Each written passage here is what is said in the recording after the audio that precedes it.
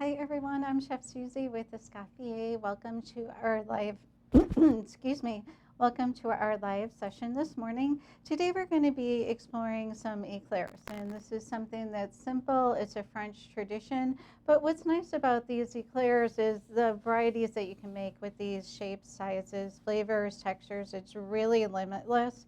So your basic pate choux is what you're going to be using for your shell, and I'm going to be showing you that today, and then we're going to talk about some fillings and toppings. How does that sound? Okay, so let's go ahead and get started. So for our pate choux shell, this is what it's the foundation for the eclair. What we're going to do is we're going to make a paste, and I have some of my liquid and my fat on the stove here. So I'm using butter, and I'm using half milk and half water. So you can use whichever fat you like. Some people like to use shortening, some people like to use half and half. And shortening is more economical, but you lose the flavor that you get from the butter. For the liquid, some chefs use all water. I like to use half water, half milk, and some chefs will use all milk, which is going to make the eclair shell more flavorful and a little bit softer. Keep in mind the butter and the milk, that's going to add that's going to be adding some browning. So it's really your choice what kind of fat or liquid that you would use. So let's go ahead and get started, because this is a pretty important part over here on the stove.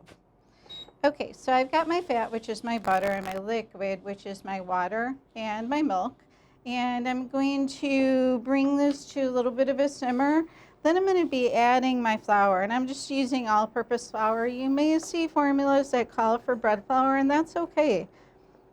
And what I'm going to do is, once this starts to get pretty hot, I'm going to add my flour in, and then I'm going to cook it until it becomes a paste. And I'm going to be looking for a film on the bottom of the pot. So it's important not to use a non-stick pot, because you'll never get the film, and you can actually end up frying this. So let's go ahead and add our flour now that our liquid has gotten nice and hot. And I always use a wooden spoon for this. Wooden spoons are nice for stirring, and they don't heat up either. The handle is not going to get hot on you. So our paste is starting to form, and this is exactly how it should look. And you kind of want to dig in here and get all of those little flour pockets out. And as you can see, this is starting to form the paste at the bottom, the film at the bottom, which is classic of the pate choux. So always look for this film on the bottom. There you go. Take a look at that. So that's a good film going. And like I said, you're never going to get that if you're using a non-stick pan. So use a traditional pan if you don't have one. It's a great way to get to know your neighbor. You can go and borrow one. Okay, nextly, we are going to be adding the eggs. But we want to leave this cool off a little bit before we add the eggs. So we're going to be turning it into our mixer. And we're going to let it cool down so it doesn't cook the eggs. And please let me know if you have any questions. And the film on the bottom of the pot is nothing to worry about. It's going to clean up well. It's just a little starch film on the bottom. There's some white chocolate. I'm going to put this up here for later. Okay, so we're turning this on. You're going to see the steam coming out. You're going to cool this off because we don't want to cook our eggs at all.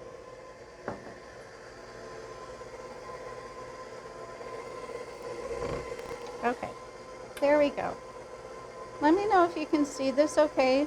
Steam is going to come out. You just want to keep this on low, and we're going to leave this cool off a little bit. So we're going to be adding the eggs, and as you can see, there aren't any leaveners in here. The steam is going to do the leavening. And these are going to puff up in the oven, and they're going to have the hollow inside, which is classic to the eclair or the cream puff. And this is caused by the steam being trapped on the inside. So what's nice about this paste is it is so versatile. It's neutral, so you can use it in a sweet or savory application. You can add some flavors to this too. Sometimes I'll add a little bit of coffee to mine.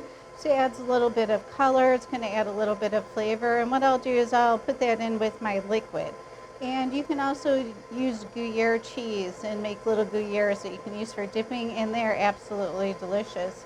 Gruyere cheese would go in right after the eggs. So this is super versatile. It's a lot of fun to play around with, so definitely explore the pate choux paste. This is cooling off pretty good. We're gonna let it go a little bit longer. And please let me know if you have any questions.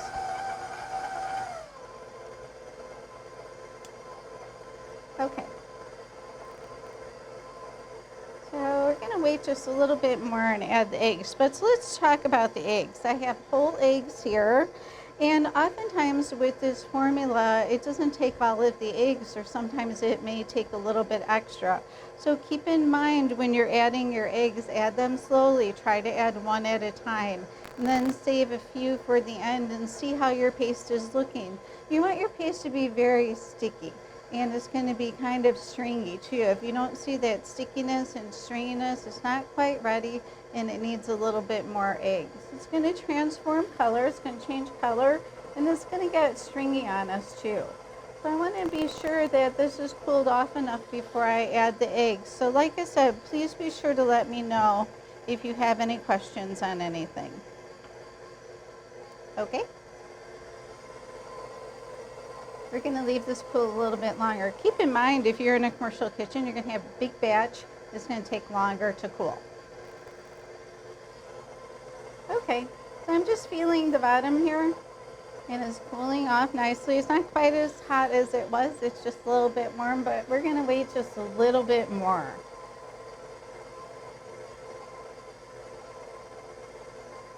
Okay, so we're going to add our eggs just one or two at a time. I'm going to kind of keep an eye on them here. And eggs have a tendency to, they like each other.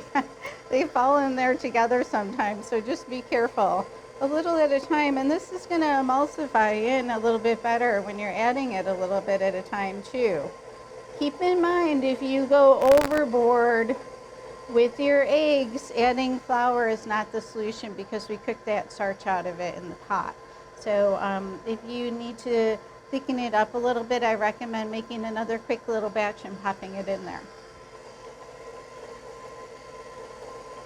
Okay, so we're looking pretty good with our paste. It's really coming together. It's changing color. And we're going to leave it catch up. This is not unusual for this to look a little separated like this. It'll work on its own. You're going to want to scrape this down too. So we're going to let this get a little more incorporated, and then we'll be scraping it down. So please let me know if you have any questions. I'm on a low speed here. I'm going to turn it up a little bit.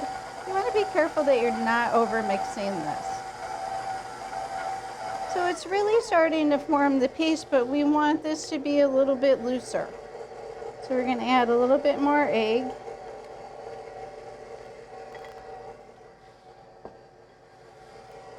And keep in mind, when you get to the end, if your paste needs to be a little bit looser and you have like one egg left, but it's not going to take the whole egg, just break it up and add half of it. You don't want to take a chance adding the whole egg if you don't need it. Okay, so let's scrape this down. It's looking pretty good. Like I said, it's changing color. It's getting a little bit of yellowness to it. It's not quite as pale as it was before we added the eggs. Okay, please let me know if you have any questions.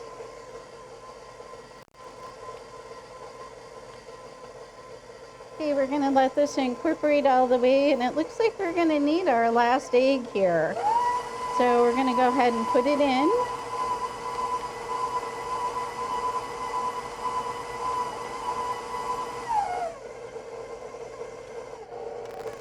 Okay, we're going to leave this mix a little bit longer. Okay, what I'm going to do is I'm going to add the last egg because it definitely needs it. Like I said, sometimes at the end you only need a half, but this one definitely needs more.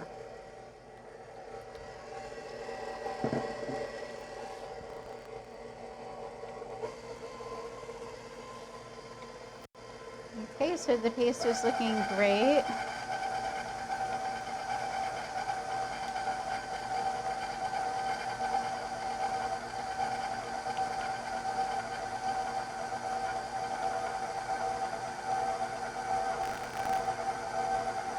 Okay, so it's looking nice and sticky, and it's got a stringiness to it. And it's just kind of going to fall off our pad a little bit. So let's go ahead and do some piping with our paste. Okay, so it's nice and stringy and it's sticky. So let's go ahead and fill our pastry bag. So I'm going to be using a pastry bag with a plain tube. You can use a star tube if you want a little bit of texture, but I always like to use plain tube, a large one. If you don't have a tube, you can just use, a paper bag and cut it. That'll be just fine. It'll work out perfectly. These are going to spread, they're going to grow, they're going to rise, so allow enough room for the spread on the tray. And you're going to be baking these. I usually bake these at about 375, and I bake them for about 30 minutes for the smaller ones, maybe in between 22 and 30 minutes. And you may see some formulas with a higher temperature and then even a higher temperature and then a lower temperature for the drying, and that's fine too. And what I'm doing is I have a piece of parchment and I'm just kind of dabbing my pate down a little bit.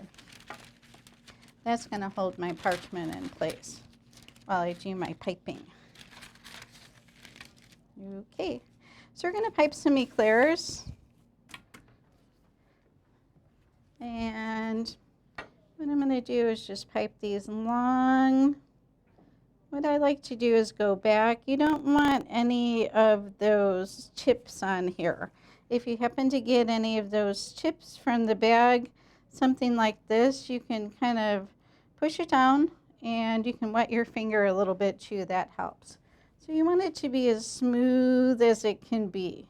And it's really up to you how big you want to make these. This is the size that I usually make mine. You can make them larger. Keep in mind they're going to take longer in the oven. And you can make them smaller too. But this is just an average size that I use for my eclair. So we're going to be putting these in the oven until they're a deep golden brown color. You want to be careful that you're baking these long enough because they will collapse if they're not baked long enough, and then you're going to have to make it again. So you want it to have enough structure and enough dryness to hold its shape. So let's go ahead and take a look at some eclairs that I made earlier.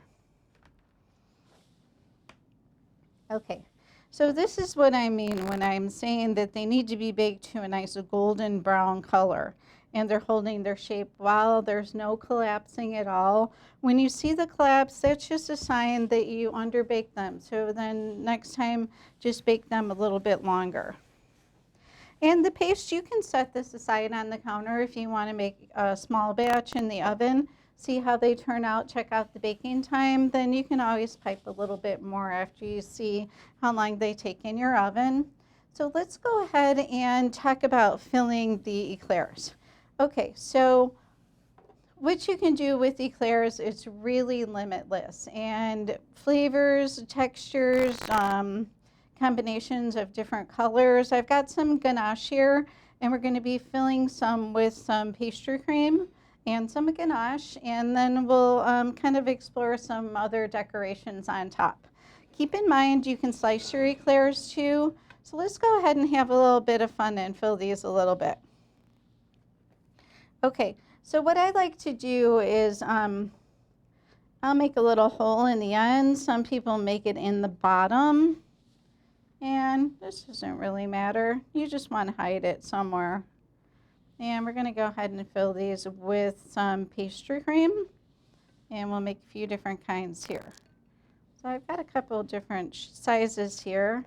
I made a little bit of a skinny one, and then I made a little bit of a big one.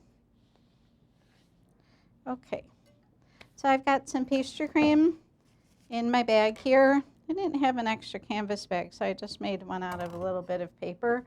You can really feel these getting full of the pastry cream. So I've got my hole there, and you can really feel them getting full. If you have a little bit coming out the edge, it's okay, just wipe it off. You can also buy a Bismarck tip, which is a long tip that goes inside of the eclair, and those work out pretty good too. But if you you can do this easily without any special tools. And I kind of made a little mess with my pastry cream, but that's okay. Okay. Now let's go ahead and fill a few of these, and then what we'll do is we'll do a little bit of decorating. So I'm just carefully squeezing this, and you can really feel the eclair getting full. If you're doing an eclair that's a little bit larger, you can fill it from both sides, but it seems to be working out okay just like this. I can feel it filling, and then I can feel this one filling as well. Okay, so we've got a bigger one here. And you can kind of feel it, and you can see it filling a little bit too. So like I said, it's really limitless what you can fill these with. So I have a little bit of whipped cream too, so we'll go ahead and fill a couple with some whipped cream as well.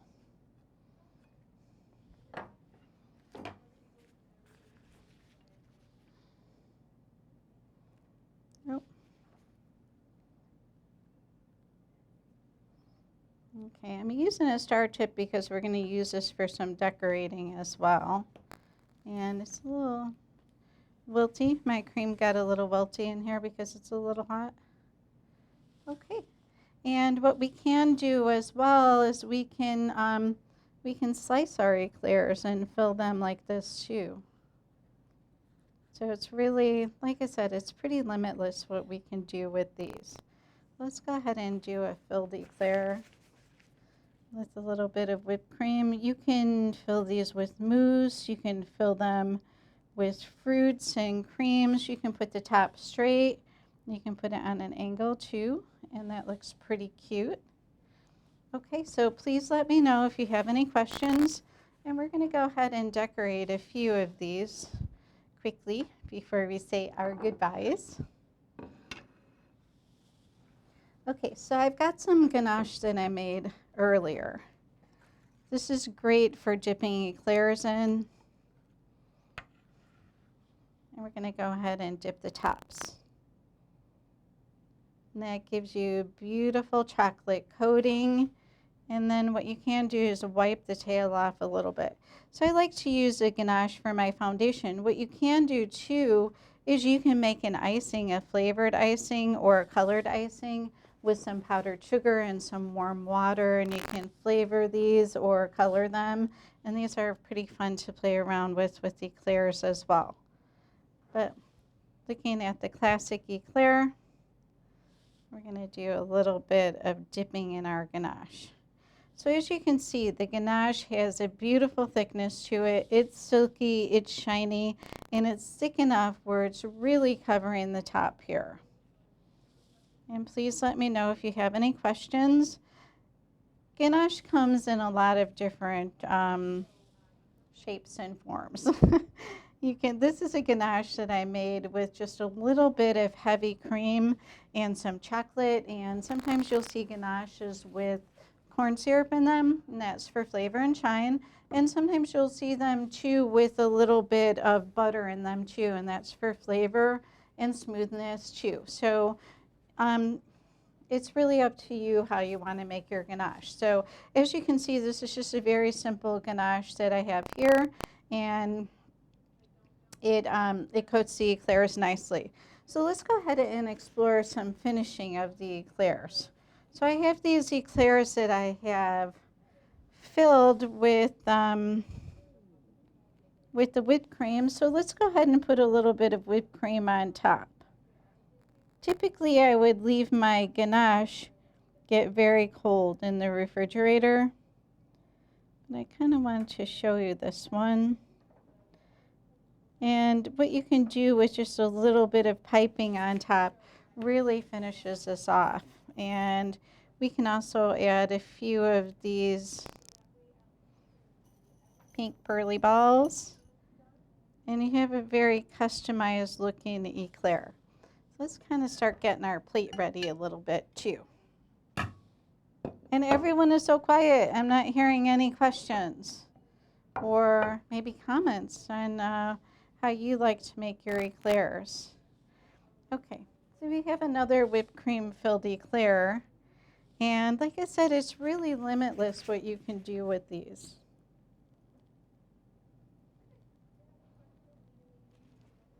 I like to use these little snow cap candies because they're cute and they're little.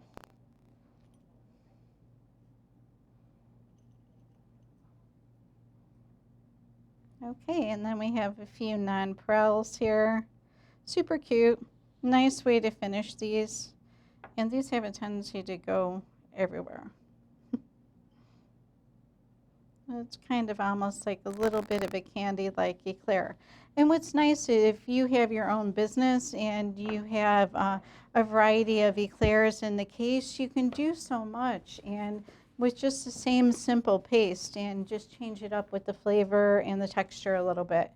Okay, so you can also put a little bit of coconut. It can be toasted or untoasted. And as you can see, we're really getting a nice variety here. Okay, so please let me know if you have any questions. I've got some white chocolate that I melted, and we're going to drizzle some white chocolate. And this is my favorite way to finish off eclairs. Super easy to do. You can even you can drizzle the white chocolate with a fork if you want to. I'm just going to make a quick little bag with the pony roll that I have here. And we'll go ahead and make some white lines. And then we are getting ready to say our goodbyes, so please let me know if you have any questions. And like I said, I just have a little bit of white chocolate here.